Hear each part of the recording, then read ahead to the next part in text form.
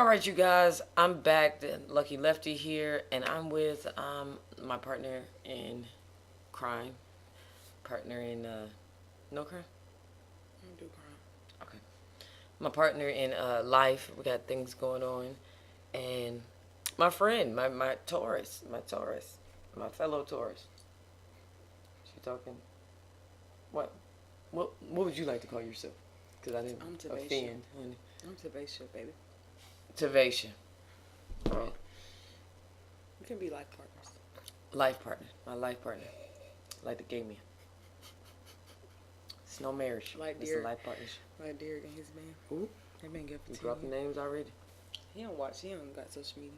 Mm. He love the Lord. Mhm. He don't taint his mind. Right. So we're talking about growing up church. Is that what we're going to talk about? You still want to talk about that, or you want to talk about something else? We can talk about whatever you like to talk about. You know, all you gotta do is get my mind rolling. I'm gonna come up with some. Mm-hmm. I mean, we can though because that's what we started. Growing up church. So yeah, we started this video on my phone, but my phone was acting crazy, so we decided to actually sit down and put this video together. But y'all missed a lot of funny shit on the damn phone. There was some funny shit going on, but the phone was acting crazy. I might have to give y'all the bloopers. No, Okay. still new. It's TMC. Okay. All right, so let's talk growing up church. So, I grew up Kojic, Church of God in Christ.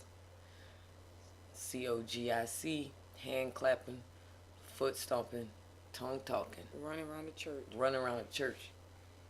Kojic, that's how I grew up. How'd you grow up? I grew up in the back home church. No music. Clap your hands, you pat your feet. Everything real copacetic. It just flow. You have your church program. You go by the program. You go home. Mm. Yeah, we ain't doing all that. What she really meant to say is she grew up in the backwoods of North Carolina. In a North Baptist Carolina. church. In a Baptist church. Hey, North Carolina, Okay. we here. North Carolina, We come here. on and raise up. This one for you. Okay, they don't make them like us. They don't make them like they make them in North Carolina. What? Mm-mm. I have to, give a little. I was born in Virginia, but hey, Virginia, because Virginia is no, don't even roll your eyes because you was on the border. You was right on the border like a whole Mexican. I had to go to Virginia to shop, but that's it. We didn't have any malls. You Right. had to go over the border to get some. So we East Coast baby. So we living in Atlanta right now, but Virginia, Atlanta North and these Carolina. mega churches. I just can't get with this mega church idea. I just can't get with being the number. I need my Be one in pastor the to know number. my name. You know what I'm saying? Right. I don't want to be one in 2,000. I went to a couple slave churches like that. I can't do it. Yeah, I can't do that. It don't even sit right in my spirit. I don't even feel right being in there. It's a show that we're putting on. I went to a mega church. I was Bishop Morton, Paul S. Morton. I like his songs. I like his songs. Bishop Paul S. Paul S. Paul S. Paul. Paul S. Paul S. Paul S. Morton. I went to his church. It's in Atlanta. It's on the west side of Atlanta. Went to his church. It was close to my house. Went there. And I was hoping, because I love his music. I love his songs. He has some songs that bad? really speak to me.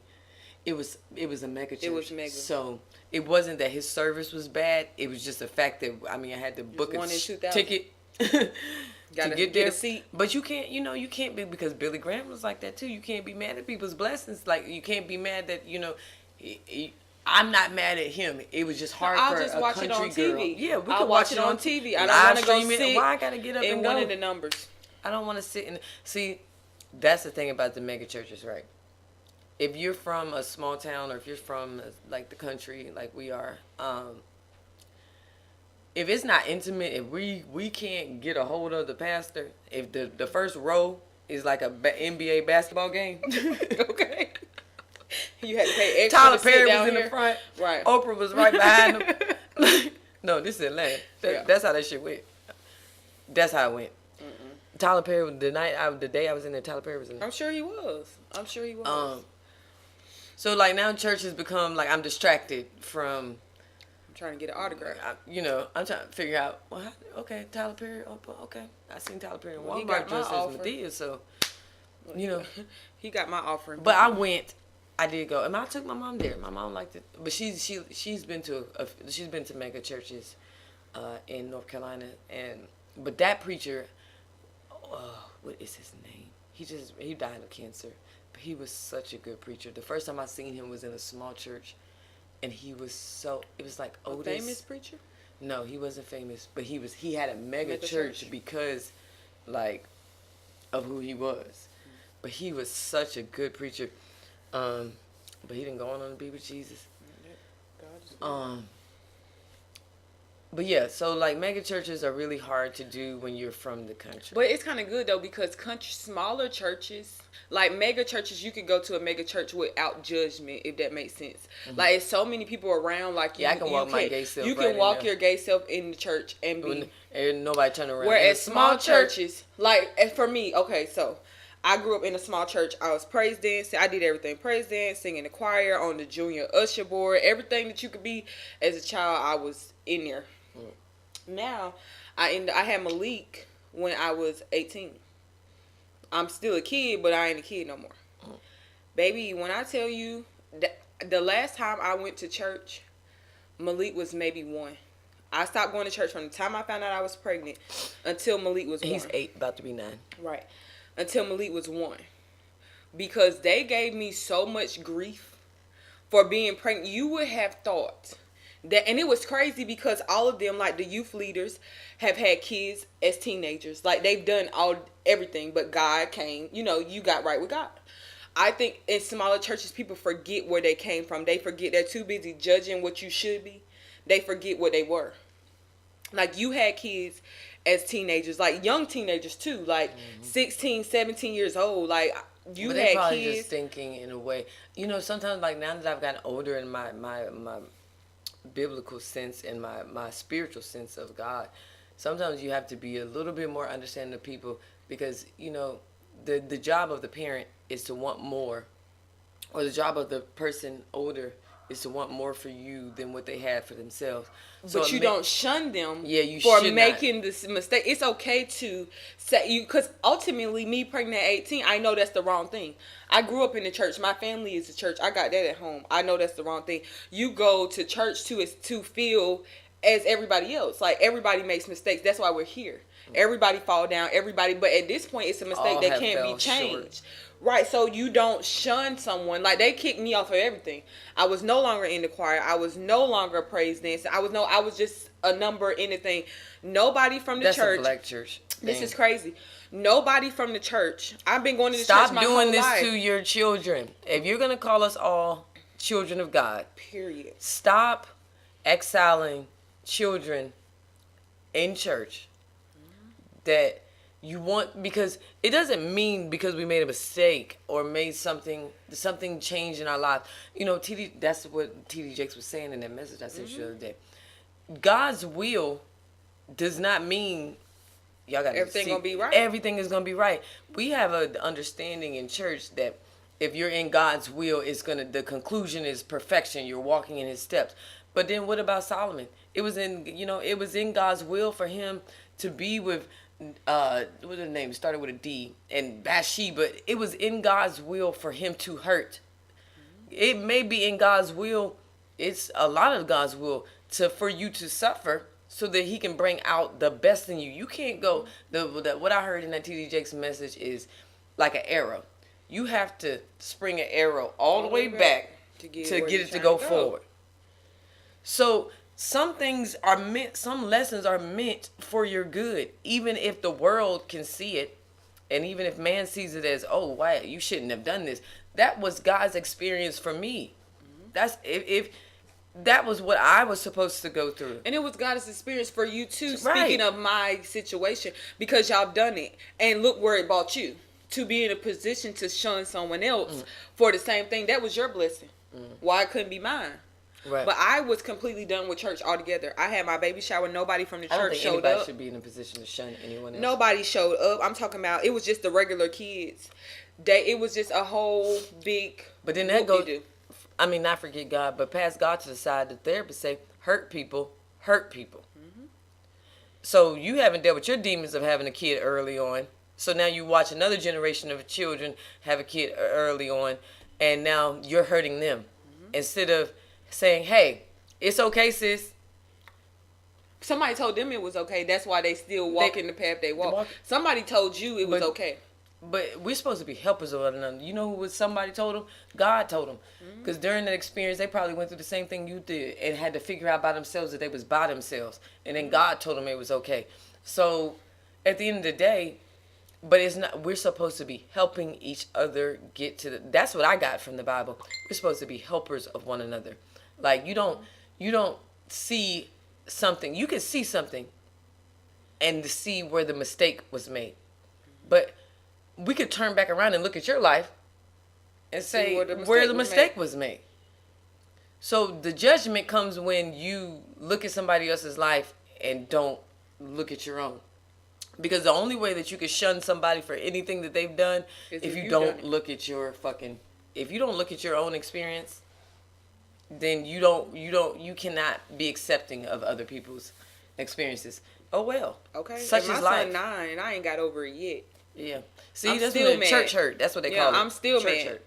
I'm still mad. I couldn't believe it. Like I couldn't believe it. And I'm talking about church hurt. Like we was a family church hurt. Like I ran away from home to go to y'all motherfucking house kind of church hurt. Like and then And then you can't take be a part proper of the church children anymore. who are supposed to be spreading the good news of Christ. You take proper children through things that they didn't even. The baby was one thing, but now you done left her with years of scars. Me too. I had them. I've went to my keeper and my God to say that I don't give a damn about what you got to think. I don't give a damn about none of it. With my openly gay, openly Christian self. Right I don't care. I walk right in the church with my gay self because I feel I'm no different. God made me. That's what y'all said, and He didn't make any mistakes. Nope.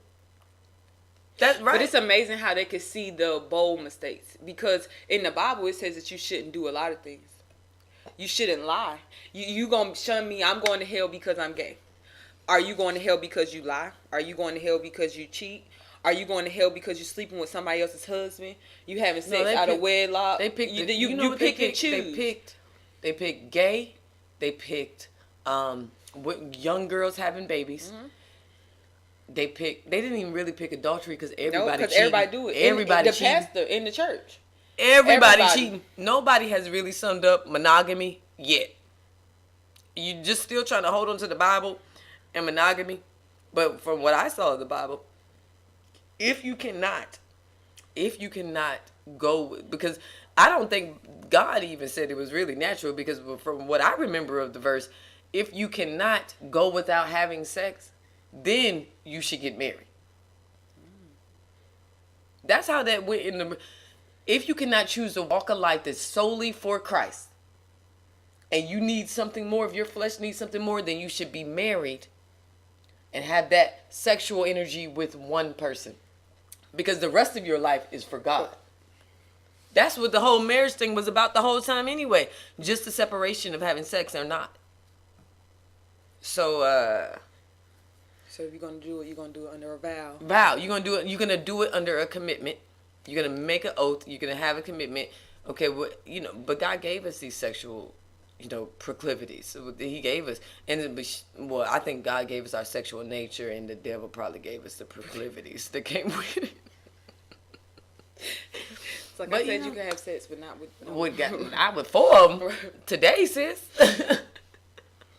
to not even this week. Today, girl. I didn't say to go hopping. I said to do it under oath. Because your body is supposed to be the temple. But that's the same. But if your body is a temple, then that says that you shouldn't have tattoos. Yeah, that's you shouldn't. You get what I'm saying? You should. So this is what I'm saying. People pick and choose. But you cannot. But see, that's my fault. You think God gonna kick you out of heaven because of your? If you will live this life and how crazy this life is, do you think the thing that God would kick you out of heaven for is a tattoo? But that was the purpose of the New Testament. Because we under the blood. In the Old Testament, the world was changing. So, of course, things had to change. Mm-hmm. Things had to change. God knew things were changing. That's the whole purpose of having the New Testament. Free will changed everything. When people were able to, instead of just doing God's will, the Old Testament, God's will, God's will, God's will, free will became very prevalent in human society. Like we were making choices, and these choices led to good things, they led to bad things. Also, the Bible says that all things work together for the good of those who love the Lord and are called according to his purpose. Okay. No, All you know things. that line. Yeah. Because That's I your believe in line. that one.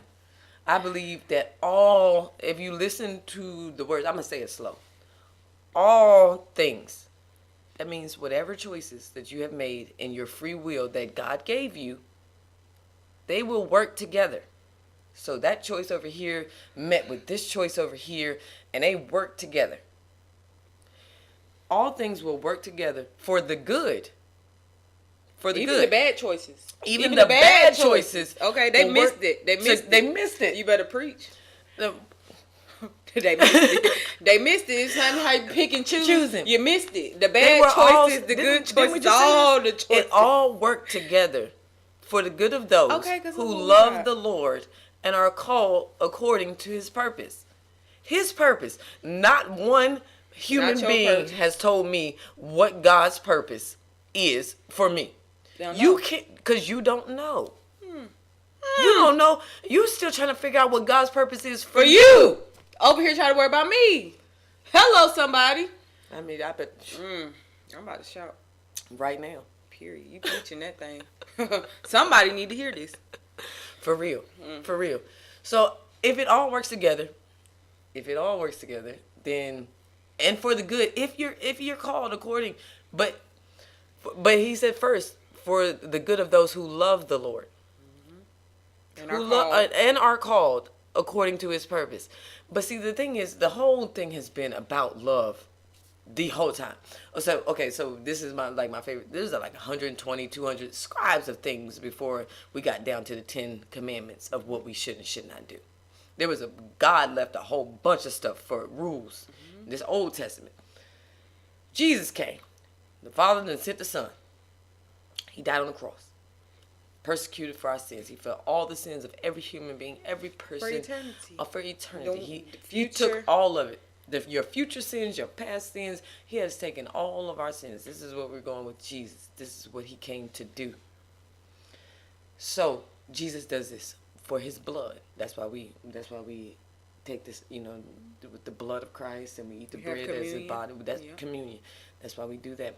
Communion is sacred in almost a lot of religions. Right, and Communion people is sacred. take communion and don't know that there are rules to communion. Yeah. You can't take communion if you. That's a whole nother topic. Mm. But people just pick and choose. That's the thing. We pick and choose I will skip what's over. okay and what's I not. will, like, communion is so sacred to You me. skip over if you know that you're not in a If you place. know you're not in a place to take communion, like, because that's a personal, because you listen to it. This is the blood of my blood. That whole thing that they do during communion, the Catholics do, and I don't even mess with the Catholics. The Christian, but you can think about it, like right before the Last Supper. This is the blood of my blood, so you can. This is the bread represents his flesh and his life. So then, I can't. If you're a king's kid, if you have any You'll feel backbone, convicted. you will feel convicted to say, Nope. I can't right now. I'm not even about to play with God like this, because this is his personal sacrifice. And now you got to get yourself together, because you need communion. You want to communion. You want to commune with God. We all do. We want to sit down and have somebody teach us something more about life. Teach us how to do this thing. We got planted here with no rules. I mean, we got a Bible that has been questioned every day that it has been opened. But still the number one selling book every year. Every year. Number one selling. How does all of humanity tap into the truth? Unless it was the Holy Spirit in you, because we were all born with the Holy Spirit in us, and so we all have connected and can tap into the Bible. All will be called. Few will be chosen. Hello. Hope I'm chosen. Man, That's all. I just want to hear well done. my good and faithful servant. Well done. And done is not the human way of saying That's well how they done. feel, like you did a good job. Like, well done, well done. I don't No. want your well done. I go into my job and I do the things that I do at my job the way that I feel like Christ would want me to live. No, that's not you. Y'all see me? I'm smoking, drinking. But I know who I am. I know, I'm whose you are. There we go. Hello. There we go. I know. They're well done. Thank you. And if you come from a genuine place, I can receive that, because then I recognize that you're a king's kid too, because you said things to me in the right intention. But if your little good job that has nothing to do with the life that I'm supposed to be living, so I'm going to do well in service or in my job form, because you're a brother or sister of mine. When you sit down at a table, you are a part of the king's kingdom. Whether you want to be or not. Not. You here. It's me. Because we were all children of God. But, yeah, but they definitely have to stop. Y'all church people. Oh. Sometimes you could be so holy. You could be so high and holy, baby. It's that you forget that it took you. Somebody had to reach down here and get you too. Somebody reached down there to get you. You can't be so high that you forget to reach down and pick up other people. What do you think happened? I don't know. Why did their faith get so bigger than God? Like, and then the Bible says all you needed was a mustard seed. All you needed was a mustard seed of faith. The words are right there to move a whole. I've literally moved a mountain. I have visually moved a mountain in the situation I was in. I literally was speaking to the mountain because of that one verse. If your faith, mustard seed, just a little bit. So if I got a little bit of faith, I'm telling you, because I done been down with a little bit, and and then that little bit be so hard to catch on to. Y'all that keep trying to wonder how I keep coming back. That mustard seed sometimes be hard to come up on, as small as it is, because sometimes you just can't. Yeah, because sometimes you are in situations, and it just depends on who you are as a person and how far you are in your faith. That you have to That's walk. why I kind of I gravitate to you too, because you are higher in your faith than me. Like I have the same knowledge as you have. I believe the same thing that you believe until something happens. If that makes sense. Mm-hmm. Until something happened. And now I don't want to hear none of that. Because I don't understand why you even put me in the position. Because I feel like it's thousands of people out here who deserve the position that I'm trying to run away from. I feel like there's thousands of people who are out here in the same position as you. You get what I'm saying? See how we look at things differently? Mm. But that is the foundation of, okay, bring it back. Like, bring it back. That ain't, sometimes that mustard seed is hard to even obtain. Mm-hmm. But that's hard for me to realize, because I'm so free spirited. Yeah. And I'm so I'm free in my relationship with Christ. Like, I'm free. And it took some time, but it didn't take a lot. But it was for me because I grew up. I was, for those of you who know me, I was the perfection. So there was a lot of pressure on me. Like, a lot of pressure. But I grew up talking to Christ when nobody else knew I was talking to Christ. I was in my bed talking to Christ, trying to figure out. Because you was trying to figure out you. Yeah. You was trying to build, as a baby, right, like at others, 10, 11. But you were going through things in your mind that we weren't going through. Like, ultimately, we both came to the same conclusion. I'm a lesbian and you a lesbian. Mm-hmm. But I came upon being a lesbian in my grown age. Mm. You knew that you was a lesbian from then. But you also know that you're perfect. So you already had a problem and you knew where to go to for. I knew where to go, but I ain't had no problem. If that makes sense. Mm-hmm. I didn't have no reason. I knew because that's how I was brought up. That's where I'm going. But I had no reason. Born with a problem. Right. I didn't have a reason. That wasn't. I mean, I knew it was there, but it was enough to suppress. Like, it didn't mess with my insides. Because if I would have been straight, I probably wouldn't have. And it's not even a straight mind frame, because I knew that I was. I knew I like girls. Like, if I had been born in a way, I was born into this thing with a burden. Mm-hmm. Really. Especially with the family. With the family that I come from, I was born into it with perfection on one side and this burden of gay carrying me, knowing when I was 5 years old, knowing like this ain't right because I go to church every day. Because ultimately, gay ain't perfect. Gay ain't perfect. Gay ain't perfect. This is your flaw. Gay, you can't be good gay. You could be a billion. You could have all the money in the world, take care of your whole entire family. Ain't nobody ever got to want for nothing, but you gay. So there you go with the gay. But you see, I think that you was born with something that you was already trying to get off. See, I wasn't born with something. I was just regular, like my sister, and I feel like that about my sister. My sister was born with something. Like I wasn't born with that. So I never had to go through things until my grown age. So although I had that faith, I had that belief, I never had to put it in action. Oh yeah, there we go. Do you get what I'm saying? That's what I'm saying. I never had to use it. I knew it was there, but I ain't had to use it. Now I get out here, I'm 18. I'm in college. So I'm doing what I'm supposed to do because my sister that came before me did everything that she was supposed to do.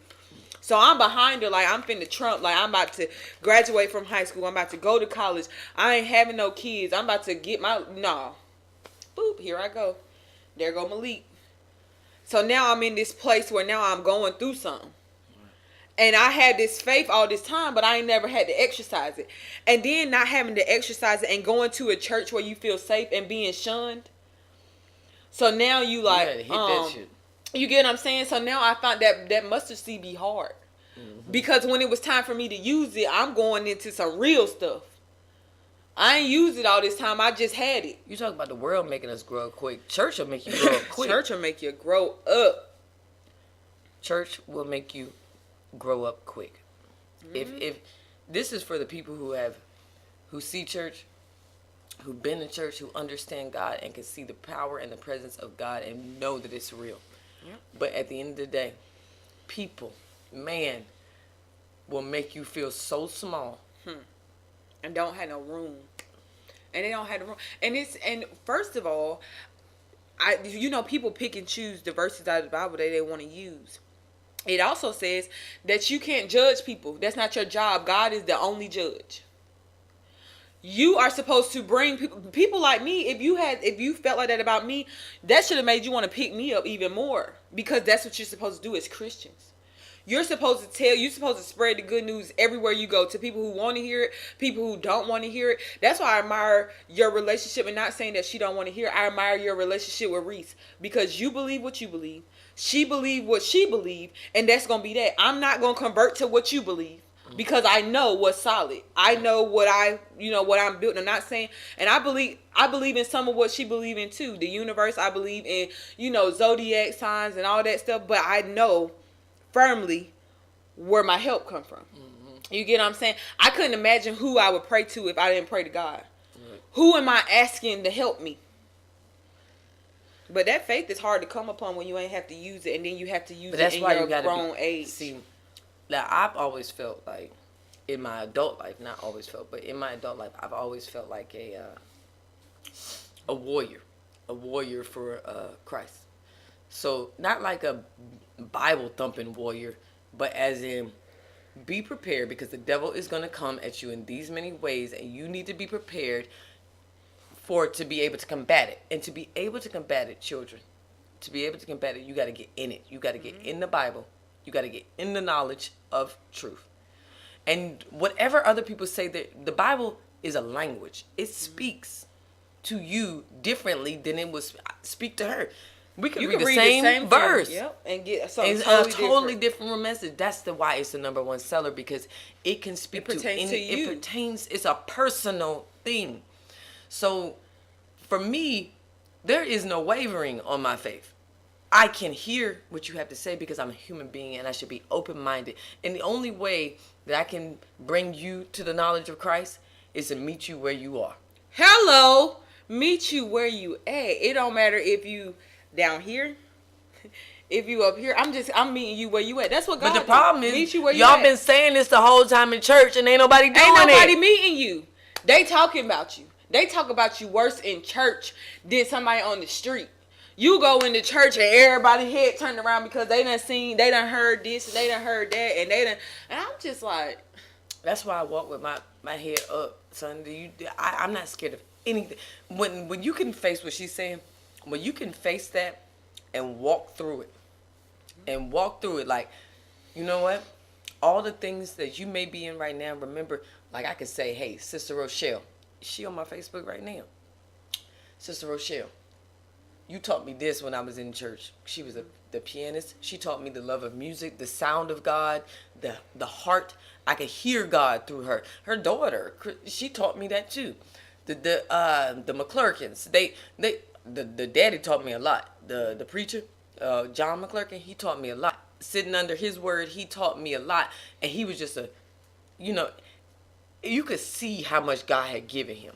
Really, you could really see it. Like, he was the first preacher that I saw that made me, because I was in my teenage years. And I was like, I kind of can hear this. I don't want to be here every day, but I can hear this. Yeah. I don't want to be here 7 days a week. It's too much church. It's too much church. But I can hear it. I can hear it. So then there was Elder Pride when I grew up. When I was born, I grew up with Elder Pride and my god sisters, hey Keisha, hey Tanika. They grew me up, and I grew up in things just dropping on me. Good men just speaking. You could see the disciples of Christ. I could see that. I thank you. And then I have to go back to it. I had to thank my mama, because if it was not for my mother, she was the one who brought my whole family to Christ. They didn't give us nothing. If they didn't give us anything, they gave us the gift that surpasses time. If your parents don't give you, if they don't give you the love of God, I'm sorry. they fell short on you. Sorry. That's the parents, and we parents right now. Short. And we have to recognize, hey, yeah, this is a necessary tool to be equipped in this life. You have to be able to pull out the full armor. You work tomorrow morning? We're going to church. No. We can go to church tomorrow morning. That's fine. You had to put it in your spirit. I'm cool with that. I already put it in my spirit. Yeah, but so the message is for you Christians. Start meeting people where they are. Stop judging people because they made different decisions than you might have made. Or, you know what I'm saying? You can't meet people where they are, because you will shun people for life. I haven't been to church in maybe 6 years. That's sad. I have now. A spirit for God. I listen to sermons on TV. That's not sad for her. Gospel it's sad music. for... No, it's just sad in general, because it's not just me. It's a lot of people out here who haven't stepped foot in a church because the way the church has made them feel. Well, let me end this with the truth. I'm gonna tell y'all my church hurt. So we've talked about this. I'm, athlete. I had, grade school. Like, and then people will comment on this. They know, I did a lot of things. So I'm babysitting the preacher, Mr. McClurkin, and I'm babysitting his granddaughters, Brittany and Shauna. And Brittany is grown. Hey, Brittany. She grown, living her best life out here. Hello. I still see her on Facebook. Living her best life. Looking, God is glowing in her. And Brittany and Shauna. But when you can say God is glowing on somebody. Yeah, it's glowing. It's glowing. Know what I'm saying? The God in her you can see. Yeah. And even whatever choices she makes, you can still see that she grew up in it. Like that thing where people see a light in you. That's God. That's the God in you. So it's the God in me. Right. And so I'm babysitting them because that was like a teenage job to do. So I go to college. I decide. Now, at 5, I knew I was gay. In high school, I was dating women. I was just trying to keep a secret. Don't tell your mama you was hiding them girls in the room. Ooh, you messy. Ooh, you messy. Messy boots, honey. You grown now. I'm grown now. It don't count. I was hiding the girls in the room. Yes, I was. Don't tell my daddy either. He gonna see it. Yeah, he definitely gonna watch it, my daddy. She won't hide any girls in the room. I just playing. So, I knew the whole time. I'm fighting with this thing. Fighting with it. But what they say, who was how did you know man you that was wrestled gay with God? At 5. Like, because how do you know? You know how? Because I think you like stuff based off, like, I knew I was gay. Let me tell you, the point I knew I was let's gay. move that to another video. Go ahead, okay. Let's move that to another video. We'll talk about how you Okay, so I'm babysitting these kids. So I go to college, my freshman year of college. I couldn't wait. I was like, I'm coming out. I want the world to know. Okay. Like, I was, it's time. I've been this holding time, this I've thing. been holding this thing in, man. I was trying to get to college and come out. Didn't nobody know. They were like, bitch, what? You was just going to college, bitch, running a little track, get you a scholarship. You was running. Shit, I was running for them girls. Okay, that's where I went for. I went to college and I went to JMU to be 4 hours away from North Carolina. So I could have went to UNC. Full scholarship ride. No, they can't pull up where you lunch with your girlfriend. No, I can't have my mom and daddy pull up while I'm with my girlfriend. Okay. So we know we'll get off topic. What? So I'm in church. So with this all happening, a whole bunch of drama comes out. You know, and I'm not going to speak on that, but a whole bunch of stuff comes out. The preacher's wife. I'm gonna have to pray for her because I mean, and I don't even believe in Catholicism, but that's how I felt about her, and I still feel that way about her because I think she's the reason. Church hurt. She the reason that a man can't get the mega church that he deserves. That's another topic, and that's somebody's mama. I do believe that she's the reason why he can't grow. Okay. You be binding to the wrong thing.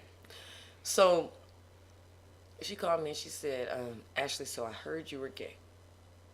I said, okay. She said, around that quick, you know, North Carolina, that right, thing fly. that thing, what? Okay. I'm still dealing with this. Look, my mama don't even know yet. I thought she was calling to pray. I really did. I thought she had good intentions. No, she said, I heard you was gay. I said, yes. She said, if I ever hear that you touch one of my granddaughters, my first thought, I'm gay, I'm not gay, a not a pedophile. child molester, honey. What? The first thing, what? Okay, so now I've been accused of sexual misconduct, abuse to a child. Of kids. Because pedophilia at 18, because I'm still a kid. Bitch, I'm still a kid. You accusing me of things that I don't even know anything about. Like, I don't even do, what? That's sad. That's the type of church hurt. But that was a reckoning. The pastor's wife. The pastor's wife said that to me. That was a reckoning for me. That was the moment where I said, you can have God. That God y'all serve, that show me state, St. Louis, that show me thing, y'all in that show. I'm going to find him for myself without any of you. So when I found God for myself, but see, now I'm 33 years old. And when I found God for myself, it brought people that y'all would never be able to fucking touch. Because I had to go through somebody calling me a pedophile as a baby. I had to go through the hurt of seeing the church and my people that I love, my village. Look at you a certain type of way. Look at me a certain type of way. And even still, no matter how much I overachieved on everything. It is. I was walking, talking. So if they could do it to me, I can imagine what they do to regular people. Y'all got to get it together. This is why the kids not coming, but they still got God in them. It's a shame. All right. That's it. And to the next one. There that go. And there that go. Boom.